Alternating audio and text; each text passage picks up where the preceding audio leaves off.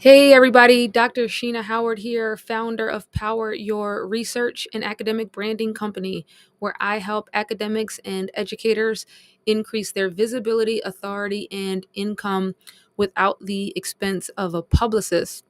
And today the title of this session is How to Build and Run a Community 101.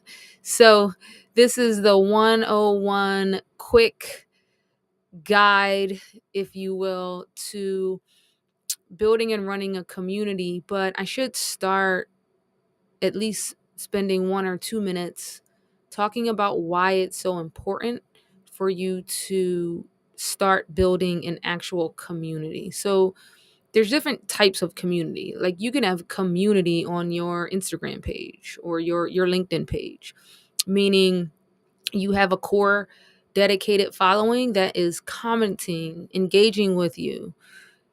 You're sending direct messages and actually getting to know people, right? That's one form of being in community with a target group of people.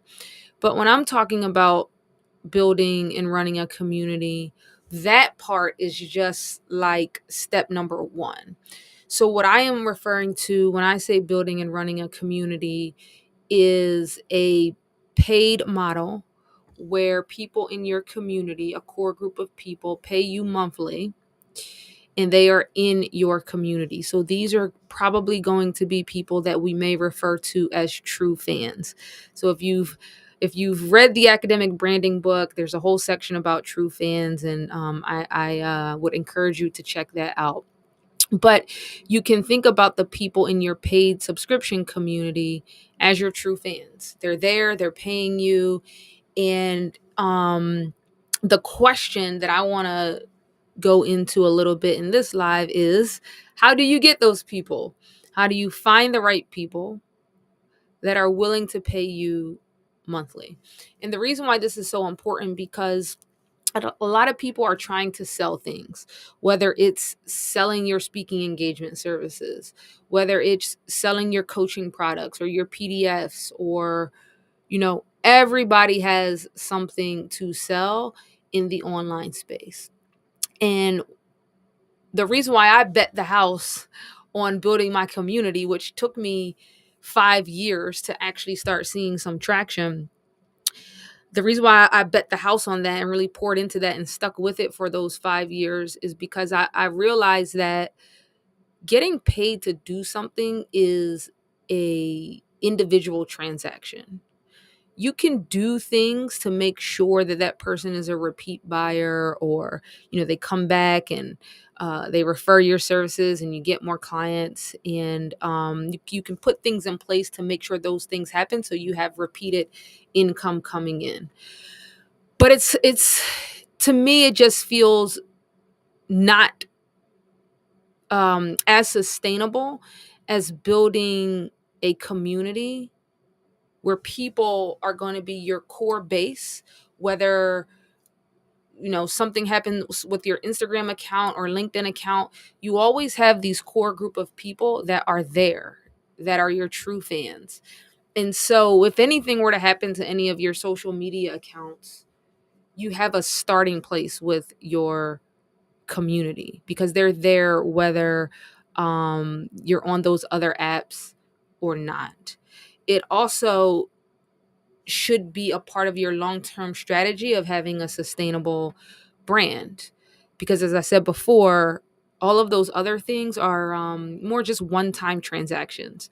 And so when you have a growing community of people paying what they can to be in your community, the great thing about a community is you don't have to charge people exorbitant fees because you have a lot of people joining the community. I think that a lot of people shy away from building a community and starting the process and sticking with it because it's hard, right? You're like, hey, I'm supposed to sell my products. I'm supposed to post on these social media apps consistently. And I'm supposed to do all of this hard work to build a community. And I get it. I get it. But it's going to be to your benefit in the future, right? What if you have a bad year in your business? What if that coaching product doesn't sell as well one year? What if your sales funnel doesn't stops performing as well as it performed in the previous years?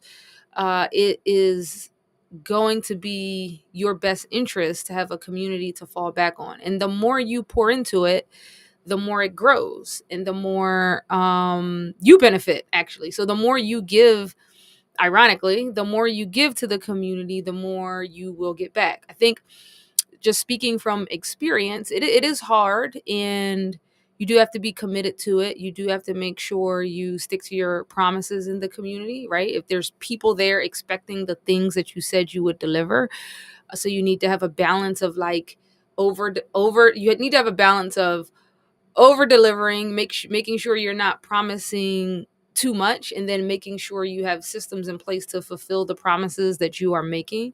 So it is a balance.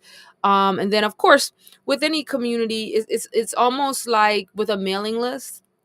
Some people are going to leave, some people are going to stay, some people are going to get what they need and then leave. Maybe somebody just wanted one specific thing from you, and when they joined the community and they got that one specific thing, they leave.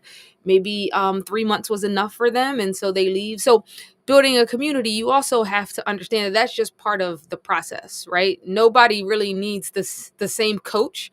Well, most of the time you don't have the same coach from when you're 18 until when like your career is over. Sometimes you do, but sometimes we need different coaches and different things and different communities for different seasons, right? And then sometimes the community that you build is so impactful to people that they stay even when they feel like they no longer need it, right? Because whatever value you're giving in the community, you want people to do well and grow to the next level. And maybe your thing is not the next level, so they grow out of your community, and that's okay. So just understanding that um is important. So much to talk about in terms of how to build and run a community, but just want to reiterate that I think it is in everyone's best interest who is interested in building a brand, selling anything, right? Whether it's your digital product or your consulting services, um, it's in your best interest to start now, right? Especially now where, because of things that are going on in the world, people are going to be looking for communities of like-minded people, whatever that like-mindedness is for you. And so you can step into that space. I know now is a prime time to start doing this work. So uh, again, if you're new here, my name is Dr. Sheena Howard. I am the founder of Power Your Research, an academic branding company. I have a signature program for tenured professors who are looking for a step-by-step system to build their brand to six figures. It comes with one-on-one coaching. It's go at your own pace. And people that have come through Power Your Research have been highly, highly successful. You can check out those testimonials on Google and Facebook and lots of different places. If you're not a tenured professor, you can actually jump into 30 days to media coverage right now. So depending on where you're watching this, the link should be somewhere around this box to either jump on a free call with me if you're a tenured professor to share your goals and learn more about Power Your Research, or PhDs of any kind can jump into 30 days to media coverage and get started right now on mindset, vision, media coverage strategies to get you high level media placements as soon as possible. So I hope you have an amazing day. Let me know if you have any questions down in the comments, or feel free to DM me.